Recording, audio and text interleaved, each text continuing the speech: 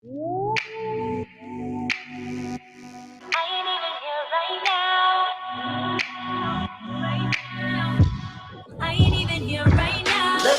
at what's going It is on the Blitz. in the city of San Antonio. It's Maddy Skyeline. Yeah, She said it. It is time for Maddy Skye. Welcome aboard. He's Jason Minix. I'm Rob Thompson. The weekly appointment that is held so confidently. Maddy Skye joining us here on ESPN San Antonio. How are you today, Maddy? I'm doing great. How are you all? Doing well. It's Wednesday. Yeah. It's a better day when you're a part of the show. Thanks, guys. I was trying to make sure I didn't have lipstick on my piece. I was like, I just put Let's see if lipstick I do. on. I just put lipstick on. I hate when that happens. Me too. You know. Pledge, that's a cucumber. The 1 day a week. Oh, that sounded bad. The 1 day a week you get made up, put on the lipstick, and so you got to double check the teeth, huh? Yeah, it's something that I'm not used to anymore. I'm not used to putting on makeup anymore. One of these days, Maddy, I'm just going to come on without any makeup whatsoever. Scare everybody. Me too. One day I'm just going to go ahead and not buff it all up and get all ready. I'm just going to come in and I look like a completely different person. This beard isn't even real. Yeah. I put this on for the Catfish. show. You're catfish. I am indeed catfishing.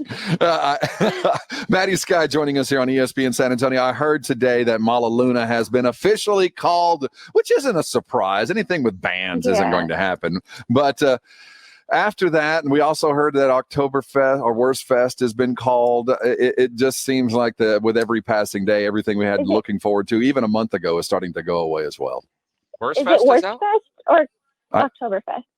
I think I saw, I heard a conversation. I guess that would be hearsay, but I heard Oktoberfest or no, Worst Fest had been postponed at the very least. I could be wrong there. Oh, I hadn't heard that. For the record, I'm not here to create information. Let's see. I mean, you might be saying it now while it's not official, but the chances of it happening are gone. We know the Texas State Fair has been canceled. Worst Fest is still on today. It is as we said. It was the State Fair, which we were discussing. So as we get closer and closer, and we discussed this last week with the Fiesta Commission not announcing anything, that no cancellations yet, which obviously I don't blame them for not doing that. We should wait and see as we get closer. But is it time for somebody to start talking about what can we do in the meantime? Or do we just want to put it all away and just do it for real when we finally can do it for real? Because there were some fits and spurts when we heard that Fiesta was first postponed. A couple of things you could do some drives through stuff. But since then, we've seen, graduations in stadiums with social distancing. Maybe there's something we can come up with, or do we just need to look at the bleakness that is going to be the fall and just accept it? What if we all just sit in a stadium and let confetti just pour over everybody? I'm just an idea, man. I'm trying to find something to look forward to. Literally, I mean, we held on to it through April. I mean, through April and May, we thought, well, at least in October and November, it's going to happen. But as things have prolonged, you just start wondering, well, maybe we should start making plans for something else and a new and modern way to attempt to have a Fiesta. All I know is I'm not really enthused by virtual things. I don't know if that's just me or virtual. I don't get anything out of doing anything virtual. I don't know if that's just me being like a Debbie Downer, but I don't want to go to virtual events. Have you done, but virtual happy hours you're okay with? Not really. I'll only go if it's somebody's birthday. Other than that, I'm not really excited by them at all. I don't know. I don't like to Zoom. I don't like to FaceTime. I'd rather just be left alone. It's funny. As Maddy brings a bit of sunshine to all of our lives, Maddy Skye here every Wednesday afternoon. Do you get the feeling that, I'm serious, Maddy, I do get the sense that San Antonio, we have run up against this wall where the news is bad every day, and every day at about 6 o'clock you just wait for. There was a movie once where it's called The Butcher's Bill. Napoleon used to ask what were the dead and wounded, and he called it The Butcher's Bill. It feels like every day at 6 o'clock I'm waiting for The Butcher's Bill, and the news is going to be bad, and this is the rug yanked out from underneath our feet with the great expectations we had for later in the summer, and it's all been dashed. I get the feeling that San Antonio's sense of just well-being has taken a few notches, a peg or two down over the last couple couple of weeks that our just general sense is not as happy as it was, because we're starting to get the idea. It's finally sinking in that there is no end in sight to this. It's definitely disheartening, especially when we went those few weeks where we were doing so well. The recoveries were outnumbering the current cases. Nuremberg and Wolf had decided to just meet for debriefings Tuesdays and Thursdays. And I feel like everybody had this sense of maybe letting their guard down a little bit. And you thought, okay, we've gone this far and the numbers are still so low, so we must be doing something right.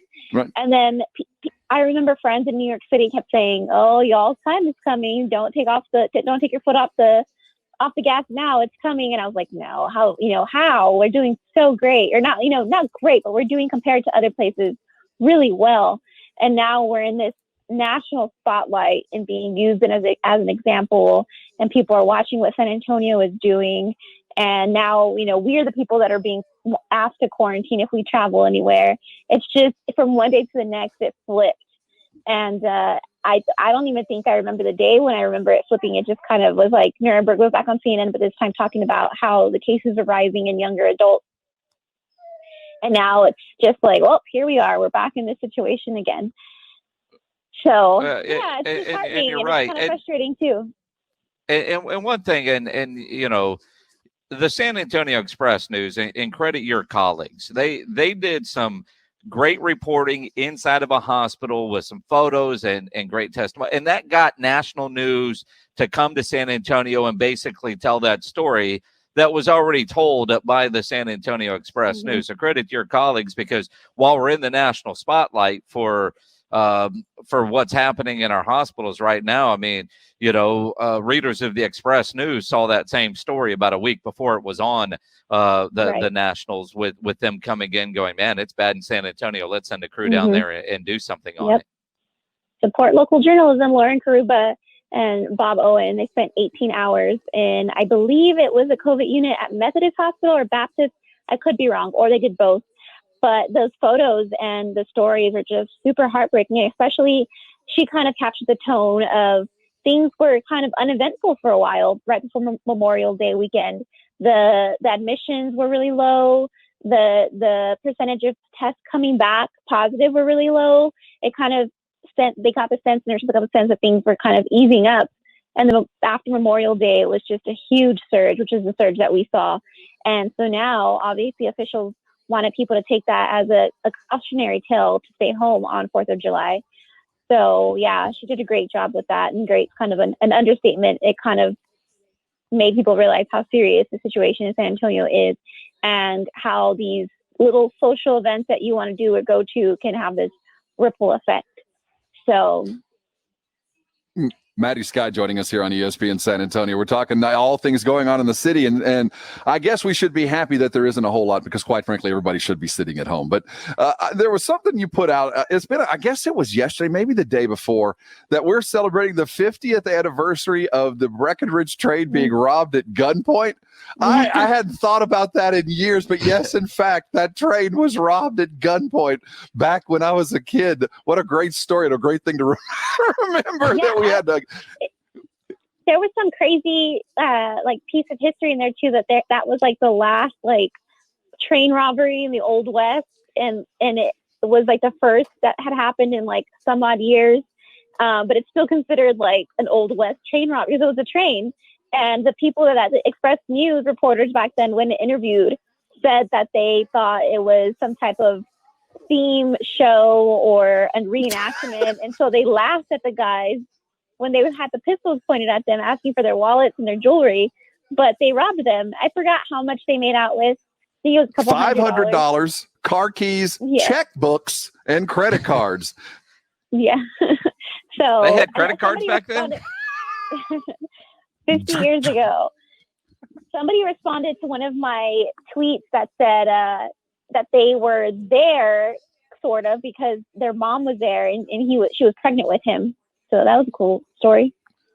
Well, one of the more interesting stories that I saw you write this week, and actually I saw it on my Twitter feed this morning, and the cinnamon rolls look delicious. But what is a vegan bakery? I'm not. I've actually had the treats They're delicious. I had them at the coffee festival last winter. I had a red velvet mini bundt cake, and it was pretty good. Are you one of those people that like do not like vegan food? I like what? vegetables. If I didn't know it, I probably wouldn't notice. But yeah, I can't say that I am a fan. I've got a daughter who is vegetarian, and I'll eat some of the stuff that she has, and we've had some, and sometimes it ain't bad, sometimes it's awful. You know what I mean? The other night, because I grill a lot. So the other night, I'm grilling my burgers. This was 2 nights ago. I'm grilling burgers, and she had some tofu on the grill type recipe that I grilled up. I didn't try it. I saw it. I didn't try it. It is what it is. So, but I'm like, vegan bakery. I'm looking at those cinnamon rolls saying there doesn't look anything vegan about that. Yeah, I don't know. I don't know what ingredients they use, but it looks delicious. I'm sure it's all vegan, but. So if it's vegan, that just basically means like no eggs and no like manteca, right? That's just no eggs or grease. No, but you can have everything else. Too. Probably can't like frost it with certain things. So vegans can't have cream? I guess that's a cow. I guess that's like milk based. Yeah. I don't know. I don't know. What kitchen science goes in behind it, but the one that I tried was delicious, and I didn't taste anything different than what I would have in a thing of Betty Crocker. So I'll tell you this, it would have to be spectacular to go, you know what, I'm going to open a bakery. I think people are going to buy this. So I'm going to tell you it has to be good, but man, you're going to have to tell me it's not before I have it. So and then you'll convince me otherwise. Well, again, if I saw Southern Roots, because it's a, the story, it's a black owned bakery who there's the list of all the black owned restaurants trying to get support. And I see Southern Roots Bakery. I'm down. Vegan? Yeah, I don't know. I mean, that's just me. I mean, it's I guess based on that photo, I'd eat that. I'd be willing to try that cinnamon roll. That looked fantastic. One of my best friends is vegan, and actually who I had Southern Roots with because she likes to try out different restaurants. But there's also a place called Viva Vejeria that her and I have our little dates at. And last time I went, there's 2 things on the menu that I've tried, and both are delicious. One is calabacita enchiladas, and I feel like I would order those over other enchiladas if I had the option at different restaurants. Maybe not all the time, but if I wanted a little change in taste, those are really good. And then the last time I had vegan nachos that were pretty good too. I finished the whole plate. It was one of those things where I had asked her if she wanted some, and she said yes, and I was like, oh man, I shouldn't have asked because I want to eat the whole thing. Is the calabacita, is that is it inside of the how is I don't understand what a calabacita enchilada is. What's it wrapped in? Is it in a tortilla of some sort of vegan? No, it's the calabacita is inside that. That's like the enchilada stuff with calabacita. Yeah. So it's inside the calabacita. It's not wrapped in some sort of vegan tortilla. No. The tortilla, I'm just trying to figure out how that works. It's a regular tortilla, and then it has calabacita inside. I think. But it can't be a regular tortilla. It's some sort of vegan tortilla, whatever the hell that is. I don't think so. Tortillas are vegan, right? Are they? Well, the ones I've seen made, at least the ones I like, got a fair amount of manteca in them, and I don't think you can have that. Like corn tortillas? Yeah, corn tortillas. Like Eric will only eat corn tortillas. So you can have straight up vegan. They're straight up corn tortillas. They're already vegan. It's already taken care of. I guess. That makes it easier. Them. All right, that's a check mark on the good side. I mean, I change that. Know, as a supporter, but see, I eat meat. So but Maddy, here's the thing. Yeah. As an Anglo man in San Antonio, no one ever brings me corn tortillas. They don't even ask me.